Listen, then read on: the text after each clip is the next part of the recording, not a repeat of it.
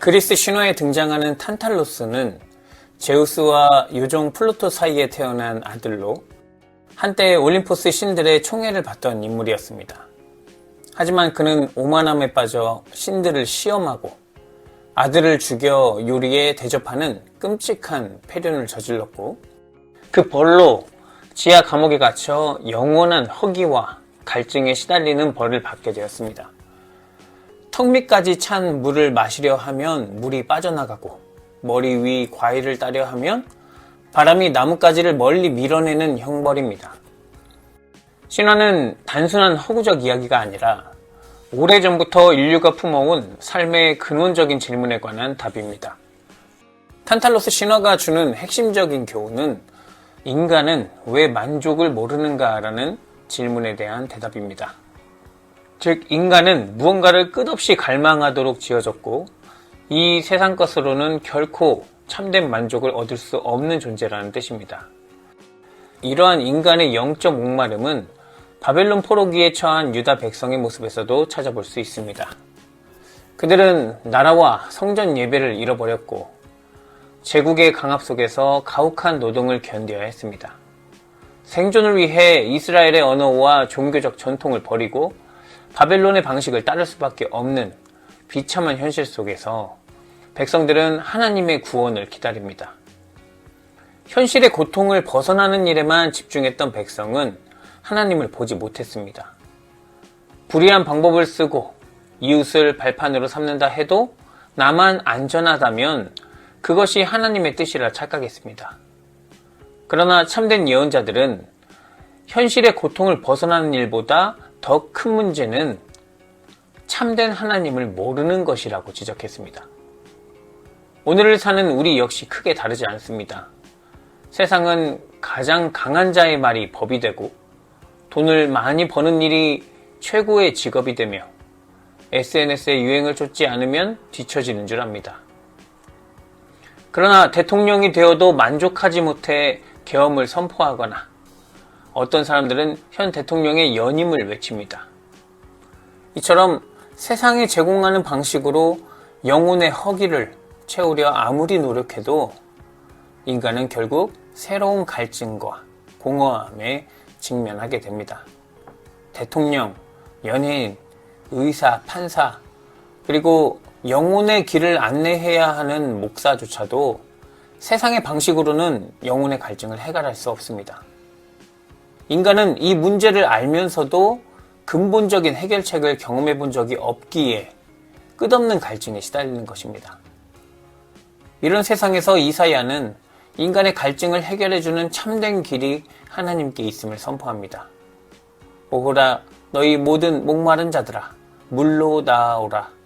돈 없는 자도 오라. 너희는 와서 사 먹되 돈 없이 값 없이 와서 포도주와 젖을 사라. 이 초대는 인간의 경제 원리로는 도무지 이해할 수 없는 파격적인 선언입니다. 세상은 모든 것에 가격을 매기고 대가를 치러야만 이용할 수 있습니다. 심지어 오늘날에는 생명과 직결된 산소나 물마저 상품화되어 돈으로 환산되고 있습니다. 종교의 영역에서도 마찬가지여서 인간은 본능적으로 교회에서도 헌금이나 봉사 등 무언가 대가를 치러야만 하나님의 자녀가 될 자격이 생긴다고 믿습니다. 그러나 하나님은 가난해도 능력이 부족해도 심지어 악한 일을 행했어도 조건 없이 초대하시는 분입니다. 따라서 우리가 해야 할 일은 단 하나입니다. 세상의 방식이 우리를 구원할 것이라는 헛된 생각을 내려놓고 하나님의 음성에 귀를 기울이며 그분께로 나아가는 것입니다. 남유다의 왕족이자 당대의 최고 엘리트 지성인이었던 이사야는 세상의 권력과 지혜를 누릴 수 있었음에도 하나님의 말씀 안에서 진정한 영혼의 자유를 경험했기에 예언자의 길을 기꺼이 택했습니다. 눈앞의 현실에 일희일비하는 우리가 보이지 않는 하나님의 음성에 귀 기울이는 일은 참 어려운 일이지만 참된 기쁨과 자유는 오직 하나님 안에서만 발견할 수 있습니다. 이사야는 그래서 그 나라를 내가 알지 못하는 나라라고 합니다. 그 알지 못하는 나라는 제1 이사야가 구체적으로 표현했습니다. 이리와 어린 양이 함께 살고 사자가 소처럼 풀을 먹으며 어린아이가 독사의 굴에 손을 넣어도 그 어떤 상함도 없는 나라입니다. 이 나라는 인간의 힘이 아니라 오직 하나님의 은혜로 세워지며 오늘날 하나님을 바라보고 믿음으로 사는 자들에게 임하는 나라입니다. 먼 훗날 예수 그리스도는 사람들 앞에서 그 나라를 직접 눈앞에 보여주셨습니다. 마태복음 14장에서 예수님이 떡 5개와 물고기 2마리로 5,000명을 먹이신 사건은 단순히 음식을 배급한 사건을 넘어선 하나님의 표적이었습니다. 돈 없이, 값 없이 빈들에 모인 사람들의 영과 육의 허기를 채우시고 가르치시며 치유하신 예수님은 하나님의 무조건적인 사랑을 온전히 품고 이 땅에 오신 하나님의 아들이셨습니다. 그분은 사람들이 하나님을 볼 수 있도록 자기 목숨까지 아낌없이 내어주셨습니다.